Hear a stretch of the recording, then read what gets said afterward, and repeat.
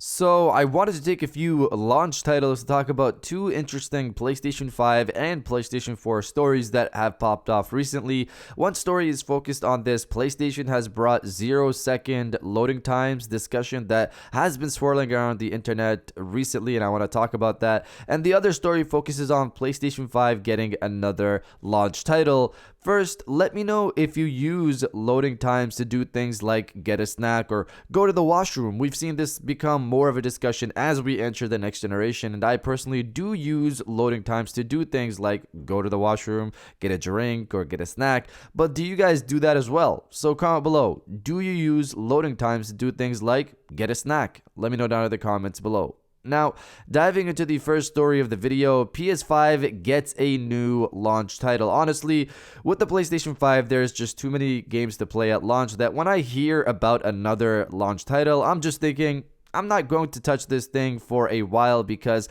I have to play Spider-Man, Demon's Souls, Destruction All-Stars, Godfall, and Sackboy before moving on to other games. We're just kind of spoiled, in my opinion, with this launch on the PlayStation 5. Some people like to throw around comments like both consoles don't have a really great launch lineup, and honestly, that's just simply not true. The PlayStation 5 has the best launch lineup I've personally seen in a very long time. But putting that to the side, what's the new launch title? It's PUBG. Now, I know some of you might not care about PUBG getting a PlayStation 5 version, but the only reason I'm personally covering it here right now is because PUBG coming to the PlayStation 4 was one of the first successful line of videos I've covered here on the channel 2 years ago, so of course I decided to cover it coming to the PlayStation 5. Here are the details. Reading from the PUBG blog, a big question we've seen the last few months is what our plans are for PUBG on the next generation of consoles. Today we're happy to announce that PUBG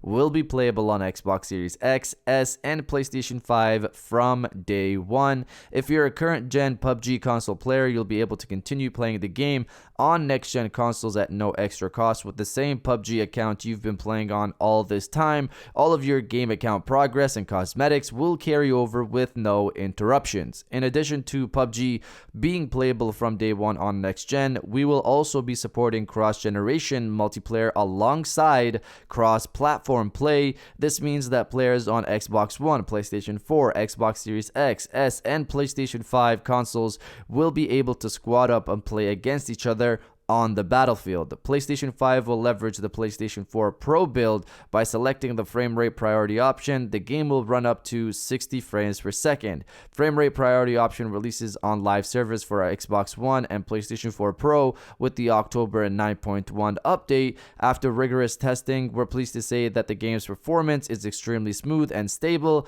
with faster loading and little to no frame drops thanks to the power of next gen. So there you have it, cross-gen and cross-platform play coming to PUBG this November with the next-gen version of the game, which is apparently the PlayStation 4 Pro build of the game, just running much better on the PlayStation 5. Regardless, I already own PUBG and I'll check it out on PlayStation 5 later on, but I'm curious why they didn't reveal the resolution of the game on next-gen. Considering they haven't, I'm wondering if PUBG will run sub 4K on PlayStation 5 and Xbox Series X to maintain 60 frames per second. I really hope it's at least 1440p. I think most people will be fine with that. But you guys let me know if you're going to play PUBG on PlayStation 5 in November or not. Let me know down in the comments below. Now, diving into the second story of the video, PlayStation brings 0-second loading time. So we heard that multiple PlayStation 4 games were getting updated recently, and no one really knew for what reason these games were getting updated. So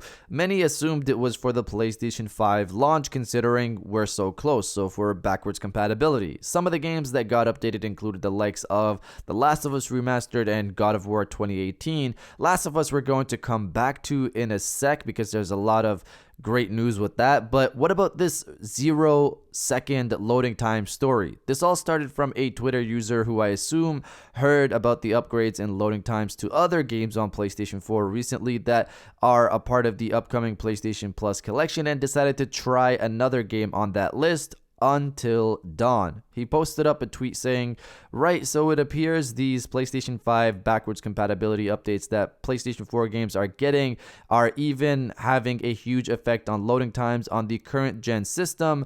Case in point, Until Dawn PlayStation 4 now doesn't load at all. This tech must have been used in Ghost of Tsushima. Very impressive. However, the thing that doesn't click with this post is that Until Dawn hasn't been updated since 2015 with patch update 1.03. So this speed that this person claims to have been added recently was already there. And if you think about the games that have been updated for PlayStation 4 recently, these have been Sony first-party games like God of War 3, Last of Us Remastered, and Until Dawn is not a first-party game. But even though this 0-second loading time item isn't something new for Until Dawn, what is new is the new loading speeds for Last of Us Remastered, which have decreased by an insane amount, and I'll explain how this probably happened. So the story goes, the game got a new patch update, patch 1.11, 1.11, and with it apparently has come insanely improved loading times, as YouTuber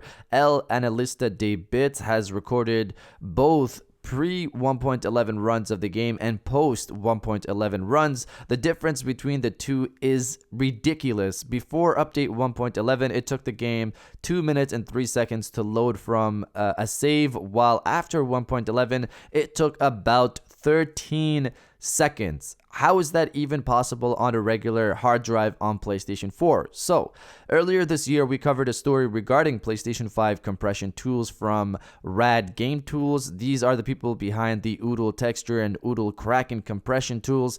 They noted in their blog post on September 24th that Sony has licensed the use of Oodle Texture for PlayStation 4 and PlayStation 5 games going forward. When I originally read this, I assumed this was referring to PlayStation 4 games going forward, as in new games, not existing ones. I'm not confirming this is the reason of the loading times boost with 1.11, but this is the only logical explanation I can find. Sony licenses a compression tool for PlayStation 4 games, then we see one of their biggest PlayStation 4 games get a drastic decrease in loading times. Tells me there is probably a connection here. But you guys let me know if you think on PlayStation 5 Last of Us Remastered will have instant loading times, if on PlayStation 4 it takes 13 seconds now. Let me know down in the comments below. And if you guys did enjoy this video, please hit that like button, as it always helps, and subscribe if you're new. I got new videos every Monday, Wednesday, and Friday, and now I'll check you guys out on the next one.